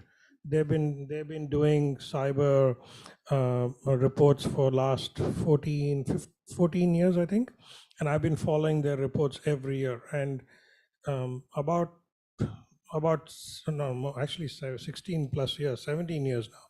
So I was on the other side, on the client side, when I started Stickman. We were running a compliance program, and the CFO, the previous team asked for $5 million this is 17 years ago, $5 million to a remediation program for cyber. And the business said, there's no way we'll spend this kind of money. What's the ROI? Why are we spending this money? So I got in and challenged with the fact that come up with a plan which is reasonable, right? I can't just go and say, oh, we lose trust, so give me even $1 million. So the Foreman Institute saved the day for me, and I followed them for 17 years. They came up with a number saying the cost of a data breach. So if you have 1 million records and you lose, let's say 10% of it, or 100,000 records, 10%, 10,000 records, each record lost is about $150, right? US, roughly approximately 150. So you multiply $150 times 10,000 and you get a value of 1.5 million or 2 million. So that's how you can put a number to a business case to create a net present value, right? And it was very powerful conversation. I said, well, you're actually storing 1 million records. Assume you lost 100,000 of that and you multiplied by $150. And they said, oh, what does this $150 entail? It's cost of remediation, cost of legal costs. You could have a class action. You could have other related costs such as fines from government. In those days, there was no government fines. Now there are fines. So that's data breach. But then more recently, companies have had complete shutdown, ransomware attacks. The business is completely taken to for ransom. So how do you, so ransomware is a simple calculation, right? Many companies have spent 21 days out of business before they could recover from a ransom attack. So then you start multiplying, okay, if I'm a $30 million company and there are 200 working days, this is the per day revenue. So you multiply that number of revenue for 21 days and you come up with a business case. So ultimately, yes, there is an emotional aspect of a cyber attack and data breach, and everybody gets it. It's traumatic, it's all over the news, and the media loves to, pump it up. But back there in the back doors, you have to convince CFOs to get their wallet out and sign. And these are the numbers you can use to say this is the cost to the business. Hence, we are saying that invest this amount, and then there's a percentage of revenue, a percentage of the cost of the breach to then ask for the money. So it's worked very well. And Ponemon have profiled all sorts of organizations, everything from massive multinationals right down to less than $10 million revenue. So you can go to your board or your exco with actual data from organizations like yourself that have been profiled by Ponemon, who can give you an ROI figure to that point. Buried in that question was something that didn't really come out, which was, what does a sound cyber defense look like in a digital world? And I'll kick it off with the fact that we often say cyber is a leadership challenge. The leadership in an organization sets the tone. They are the ones creating the priorities. They don't need to be the experts. There are lots of experts available to help, but they need to set the tone. What do you think about that? I mean, another example, we have two schools as clients. We're helping them with awareness. One is a laggard, one is an absolute star. The difference is one thing: a principal who gets actively engaged and beats that drum of importance. Any additional thoughts? First comment I'd make is there's no such thing as an impenetrable wall in cyber. One day the good guys are ahead, the next day the bad guys are ahead. So my call out there would be cyber needs to be a regular program of works. It's not a set and forget. The world we're in now is very different to what it was 6 months ago, 3 years ago. So making sure that your business is able to evolve to the needs of what's happening in your market would be my first call out. So yeah. Yeah, I would build on that. And thinking about this, what springs to mind for me is, I'm not sure if you've heard of the 5 laws of cybersecurity, and I'm just going to quote the 3. And if you haven't heard of them, they're not really formal laws, so don't feel bad. But the first one is that if there's a vulnerability anywhere, it will be exploited. And so just keep that front of mind at all times. And the second law is that everything's vulnerable. So really, everything's vulnerable and vulnerabilities will be exploited. And the third one is that humans trust even when they shouldn't. So for me, I think building a security program around those laws, at least the top 3, really makes sense, with a lot of education as well, up and down the entire organization. So, and don't forget the board. and really think about the customers as well, and think about, how can you educate if you've got external customers, whoever your customers are, really think about them as well and how you can bring them into the fold. Thank you. And the blind spot for a lot of organizations is insider threat. So any research will tell you about 80% of cyber attacks, there's an insider somewhere in the mix. I love Michael's point, and he said that people don't hack in anymore; they log in. We ran a cyber exercise. We were doing SQL injection code, and we were stealing money off each other. It was fantastic. And at the end of we talked to the consultants at the end of the session and said, if you were going to break into our network, how would you do it? And they said, well, we've got two options. We can build a data center, spend about $1 million, and brute force attack you. And if we're really lucky, we might get in about a year. Or I can go to Bunnings, buy a $10 hammer, find a staff member, and hit them with it till they give me a password. Okay, so these criminals will not adhere to any rules. So whether it's a malicious insider, whether it's an accidental insider, negligent insider, whatever you want to call them, whether it's credential theft, somewhere in the mix, 80% of the time, that's the thing that's going to bring you unstuck. There'll be a player role in there some way. So do not get so focused on the external, because that's the thing that gets your name in the paper, and often it's those external ones. The insider threat is going to bring you undone more times than often. So let me put this in a number of figures, right? The cost of remediating an internal threat is about 1/10 of an external event. Organizations spend more than double on insider events than external ones because they just happen so much more often. For some organizations, big banks, they happen every month, multiple times every month. It never makes the paper. They spend millions of dollars every year trying to continually fix these little insider threat issues. We focus on the big external one. We sometimes ignore the internal one. Don't do that. Don't fall prey to that. Bringing that home a little bit more, Tesla, great story. The criminals went to the employees of Tesla and said, I will give you a percentage cut if you put this in the systems. And we all know that the numbers for an organization like Tesla would be pretty attractive. So there's the stick or there's the carrot, and those occur. Sorry, AJ. I've been a victim of that myself. When I was working for a bank, I won't say which one, but I had to fix an issue, and through the course of fixing this issue, it came very clear to me that one of the 15 people in the room that was on the project team with me, one of them was tipping off the cyber criminals what we were doing. And to this day, I still don't know who it was. Yeah, so I say cyber is human, right? So I use the example of COVID, right? So what's the best defense, right, for COVID, right? Before the vaccination, it was keeping ourselves clean and, washing our hands and not touching our mouth. Even post-vaccination, that is still the protection mechanism for protecting yourself from getting COVID, right? That hasn't changed. So you can have any amount of defense mechanisms in place, right? You need to keep the hygiene of your cyber intact, and it has to be ongoing. It can't be like how Malcolm said, switch and forget, or set and forget, right?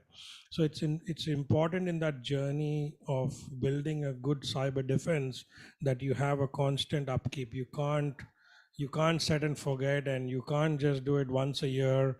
You can't just do it ad hocly. It has to be, that's why we say cyber security should be a business department or a division, business function, which has to be run in tandem with IT. So thank you. Please join me in thanking a great panel and some great comments.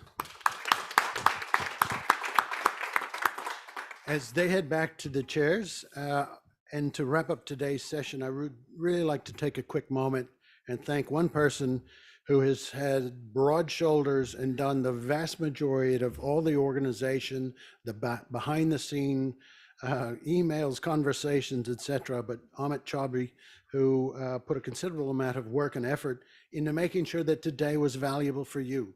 So please also join me in thanking Amit. And we'll have Amit finish off the program. Thanks again.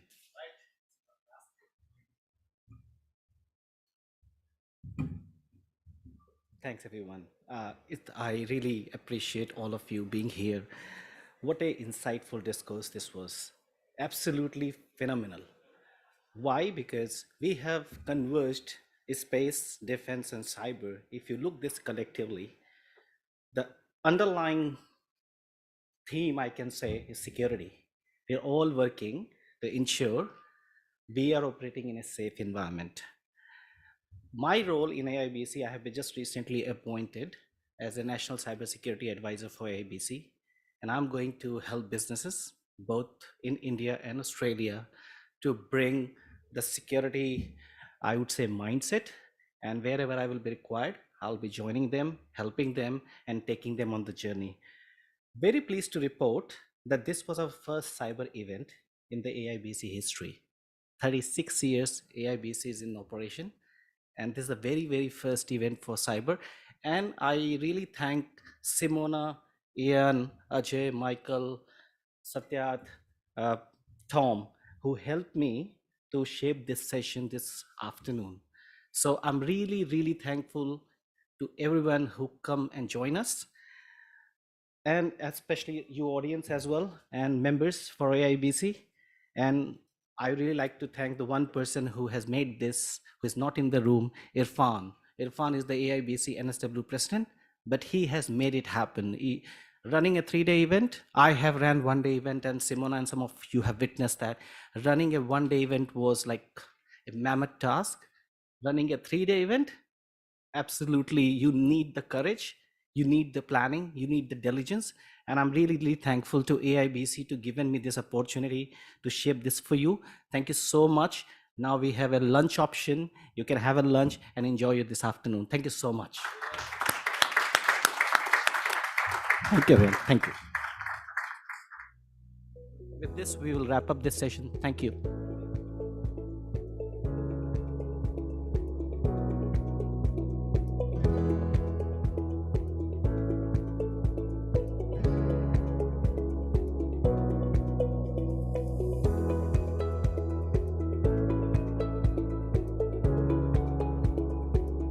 Thank you.